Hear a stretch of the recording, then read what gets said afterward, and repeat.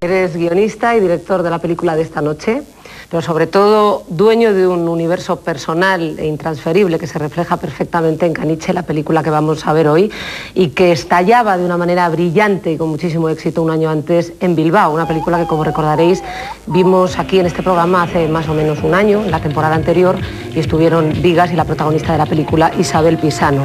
Bilbao forma con Caniche un díptico negro y terrible sobre la obsesión sexual. Después vamos a repasar un poquito por encima, porque si no tardaríamos mucho en la filmografía de Vigas. Vivió una etapa americana y después comenzó con su trilogía ibérica, que quizás es la más conocida, Jamón Jamón, Huevos de Oro, La Teta y la Luna. Después continúa su exploración por la sexualidad racial con la escandalosa Bámbola, que él mismo define como una tratoría western. Rueda La camarera del Titanic, repite con Aitana Sánchez Gijón en Bolaverunt y retoma sus raíces mediterráneas en Son de Mar.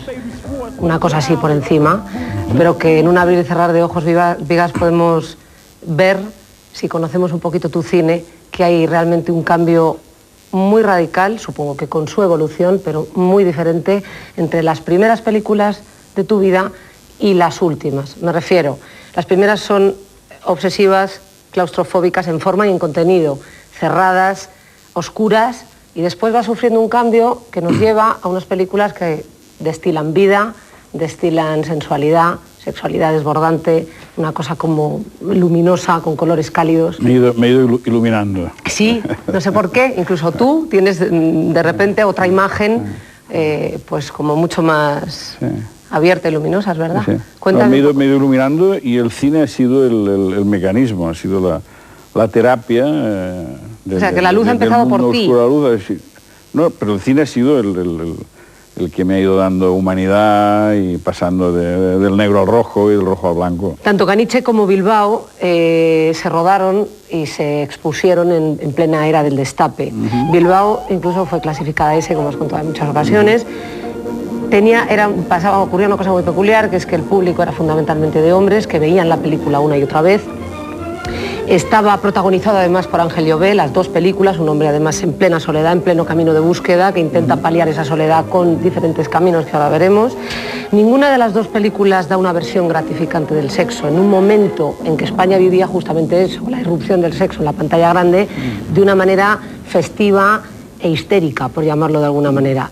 Tú utilizas el sexo para hablar de otras cosas, para hablar de determinadas obsesiones y de cosas más concretas, pero no para hablar concretamente de sexo. Bueno, eso en esa época me interesaba muchísimo, o sea, el sexo como elemento para entrar en el alma de la gente, no el sexo como una cosa sensual. A mí cuando me dicen que Bilbao y Caniche son películas eróticas, yo no estoy para nada de acuerdo. Yo creo que son dos películas antieróticas, yo creo que son dos películas que provocan erotismo en gente muy elemental. Pero yo creo que alguien que pueda verlas con una mente, digamos, normal y desarrollada intelectualmente, yo creo que son antieróticas, son películas muy frías, muy duras, donde el sexo es un vehículo para explicar otras cosas y solo muestra la parte negra, dura y fría quizá del Entonces, ¿tú sexo. crees que al ver estas películas no se pueden destapar universos sexuales en la cabeza del espectador que quizá ni se habían planteado?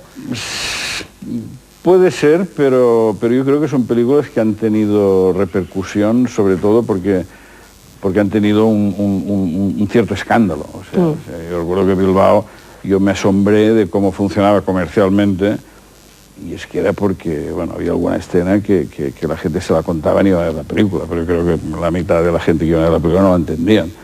Y un poco lo mismo opino de Caniche, ¿no? Son películas que yo personalmente hoy estoy sorprendido de que se pasen en televisión. O sea, yo cuando hice Bilbao, pues recuerdo que decía, si esta película la ven 100.000 personas, me sentiré feliz. Y claro, resulta que la han visto millones de personas, muchísima gente, y que esto es algo que siempre, como creador, siempre me ha preocupado. O sea, porque yo creo que las salas de cine son un sitio, un contexto en el que todo es posible y en el que todo está permitido, siempre y cuando no haya dolor físico, tanto al hacerlo como que lo genere. Claro, a la que salen de este contexto, ya no es su contexto. Y pasan en televisión y tal, es una historia que es delicada. Que tiene otro significado, efectivamente, sí. Puede provocar otra serie de cosas.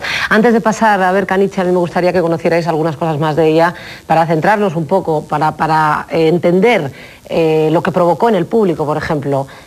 La época era muy diferente, hacía 4 o 5 años que había muerto la censura y ocurrió exactamente lo que los censores esperaban que pasara, que las pantallas del cine español se llenaron de sexo, pero nunca de una manera tan transgresora y tan perturbadora como en Caniche.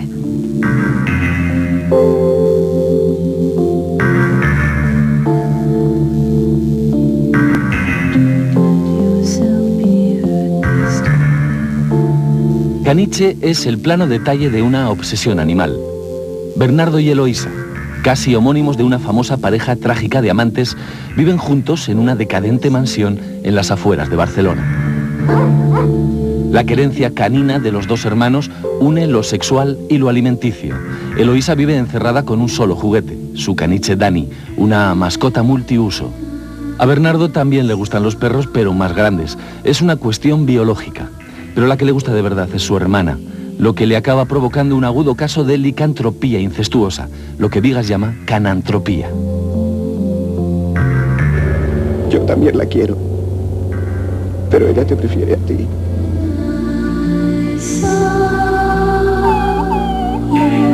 Como su anterior Bilbao, Caniche pertenece a la etapa más negra y enclaustrada de Vigas Luna. Es una obra de una turbiedad sin precedentes en nuestro cine, como una versión hardcore del cine de familias disfuncionales con el que el cine de autor hablaba entre líneas de la opresión del franquismo. Tú te vas a tomar una pastilla también, que estás muy nervioso. El catálogo de perversiones que presenta no debe distraer de la poderosa escritura de la película que llega a su clímax en piezas de bravura formal inusitada. Pero tienes que entender que hasta aquí no puedes llegar. Otro signo del atrevimiento estilístico de Vigas lo dan las numerosas citas visuales a cuadros de Goya. Es como si el cineasta catalán quisiera subrayar que su provocación no surge de la nada, sino que se integra en una poderosa tradición negra de la cultura española, pocas veces evocada con más fuerza que en Caniche.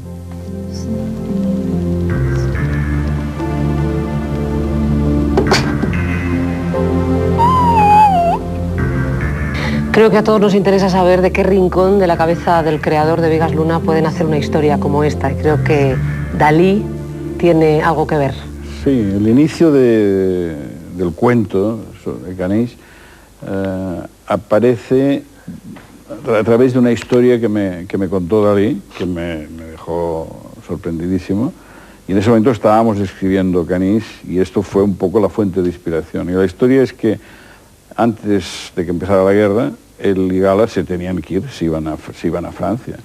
Y tenían un gatito al que adoraban, que era su animal más querido. Y ella, la noche antes de irse, lo mató y lo cocinó. Hizo gatito, ¿no? Y eso lo contaba, que es la primera vez que veo a Dalí contar una cosa porque es la típica butad de Dalí, sería, no, yo me lo comí, no, y él lo contaba asustado y dijo que no se lo pudo comer. Y Gala sí. Y Gala sí. Eso me impresionó. O sea, el hecho de que esa frase de que alguien que quieres te lo comes y que realmente es verdad y que es una cosa que la puedes coger como terrorífica o no. Un acto de amor. Un acto conceptual que es un acto... Eso me impresionó mucho. Y entonces a partir de este pequeño relato fue donde empecé a escribir Caniche.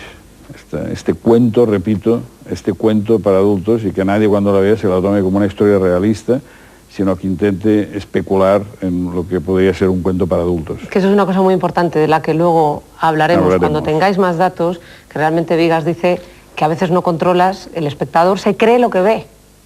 Y a veces no ha ocurrido ni ocurre, no es realismo, es un cuento para adultos. Esto está bien que se tenga en la cabeza ver esta película para que no provoque excesivo rechazo a algunas cosas, ¿no? Que supongo que es una consecuencia muy directa. Bueno, pues vamos a pasar a ver la película, Vigas. Me gustaría que hicieras una breve introducción de qué es Caniche a los espectadores. ¿De qué es Caniche? ¿Qué es la película? Bueno, Caniche es una especulación sobre el mimetismo, que es un fenómeno que a mí me gusta mucho, ¿no? Yo creo que cuando estás con alguien, te vuelves como esta persona. Cuando estás, esto que dicen, un perrito se acaba pareciendo a su dueño, ¿no? Y es verdad, o sea, es algo que en otras películas también he tratado, en Angustia, el mimetismo, la fuerza que puede tener una película en tu vida, ¿no? Y entonces Caniche es esta historia de mimetismo, de este mundo cerrado, oscuro, de esta pareja que viven que comen perros y que viven con perros y que viven en un mundo muy animal, y el contraste que la riqueza produce. Es una historia sobre el mimetismo. Y repito una vez más, un cuento para adultos. Antes de pasar a verla, como siempre, vamos a hacer un repaso de la actualidad del cine español en un solo minuto. Mau, cine español con sabor a 5 estrellas. Todo el mundo sabe qué es un Oscar o un Goya.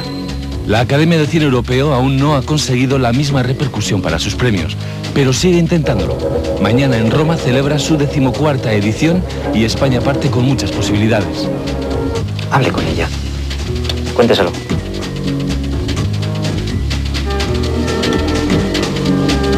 Estos últimos 4 años han sido los más ricos de mi vida.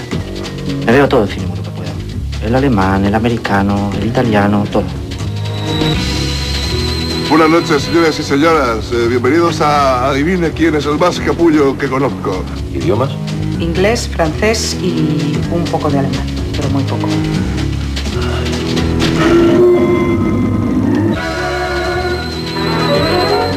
Yo soy aquel negrito del África tropical.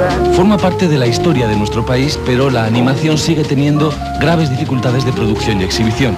Por 3er año consecutivo, Animadrid mostrará las inmensas posibilidades narrativas y formales de la imagen animada para adultos.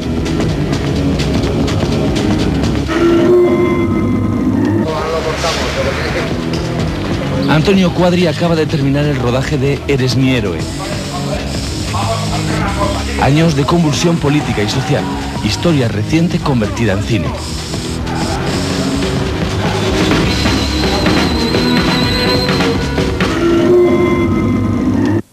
Ahora sí, vamos a ver la película, que comienza como un retrato patético de determinados personajes de la alta burguesía catalana, y su proceso de degeneración llega a un clímax tan radical que supera desde luego cualquiera de nuestras expectativas. No en vano, la Cinemateca belga otorgó a la película el premio La Edad de Oro, así llamado en honor a la obra maestra de Buñuel, reconociendo la filiación surrealista y provocadora de la obra de Vigas Luna. Vamos a hacer este viaje por el mundo personal y privado de Vigas sin un solo corte de publicidad. Nos vemos ahora.